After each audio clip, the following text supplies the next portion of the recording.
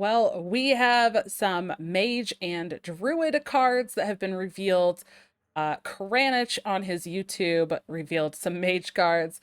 And then we had Blister Guy and his daughter do another fantastic reveal on the Twitter.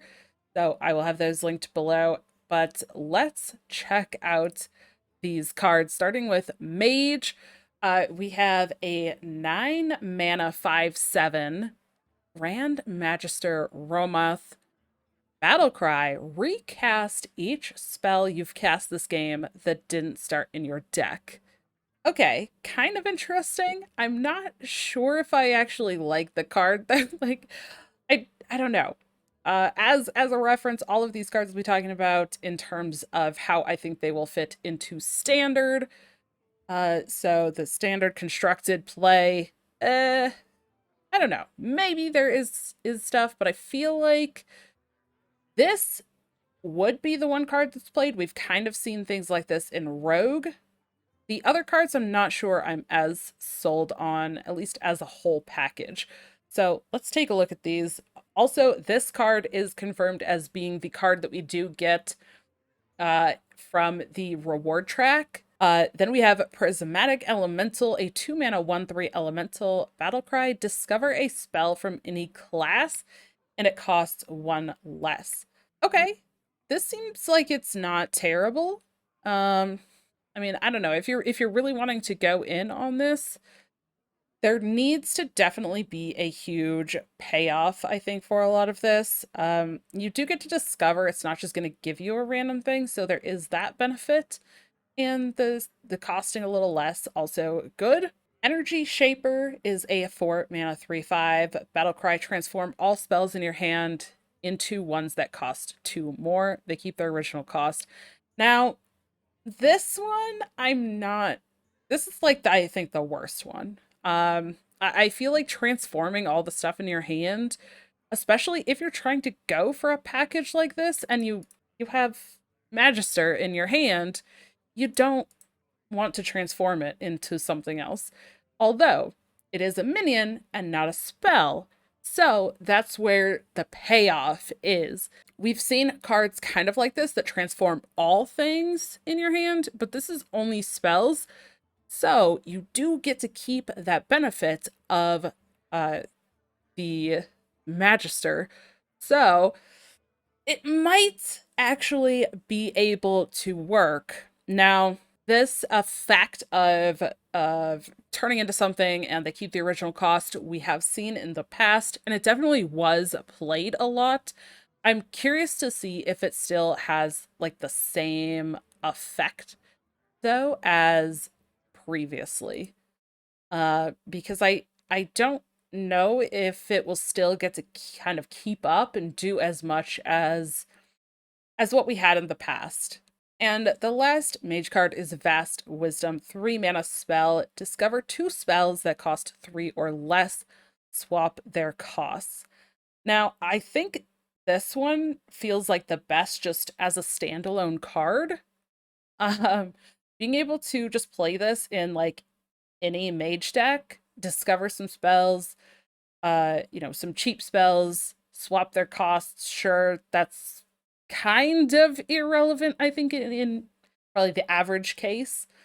But I think that this one is going to be probably seen in a couple different mage lists, and I don't think you really care that you're discovering like mage things or not. Like you're gonna get a benefit regardless. But this one I think is absolutely actually the best of these mage cards. Then we get into the druid cards here. It is a very armor heavy kind of package synergy. So first here, the Anubrakan is an 8 mana 7/7 undead. Battle Cry, gain 8 armor. This turn, your minions cost armor instead of mana. Kind of a different effect. We haven't really seen that. We've seen this with minions and cards costing health instead of mana, but we haven't seen it with uh, armor instead. But there is a lot of armor gain, so very interesting. You also, even if you just get this effect for 1 minion, you're getting the 8 armor right off the bat for playing this. So you'll be able to follow up likely with at least one minion behind this and just use up that armor if you want.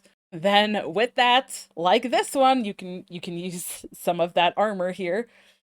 Under King is a 7 mana 6/6 undead with Rush, Battle Cry, and Death Rattle gain 6 armor. Yikes. Very powerful. I mean, it does cost 7, but we have seen, a lot of Druid stuff cost 7, and with Guff being able to put your mana over the normal 10 threshold gives you a lot more leeway to be able to play multiple cards in the same turn. So this one definitely could be very impactful. Plus, the ability to get 12 armor along with it seems very good. And we have Chitinous Plating, a 2 mana spell. Gain 4 armor at the start of your next turn, gain 4 more. I'm not sure how I feel on this. It could be pretty good. I could, like, this is either gonna be absolutely gross and, like, every druid wants to play this, or, like, it just kind of falls flat and nobody plays it. Which is kind of interesting, but the just gaining some armor is really good. I think also people will really want to discover this card. Getting some armor and then more armor at a later point does feel pretty solid. Beetlemancy, a 5 mana spell. It's a choose one that is gain 12 armor or summon 2 3/3 beetles with taunt. This one is very interesting. I think people will probably test this and try it out, especially if they're doing like the armor package and want to get a bunch of armor. I don't know how often people will want to use this for the couple of 3/3 taunts. I feel like the armor is probably going to be a lot more popular of a choice, but if there is some choose one stuff or like choose one effects and cards that people can use to get both of the effects, then this card will absolutely see a ton of play.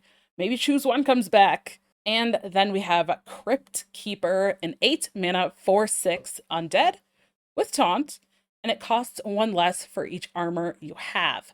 Again, we just saw a ton of armor.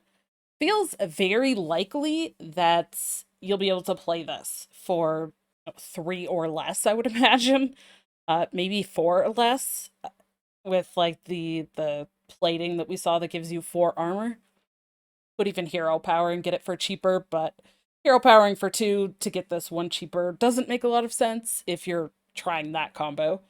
But still a decent sized taunt body that gets cheaper. Very interesting.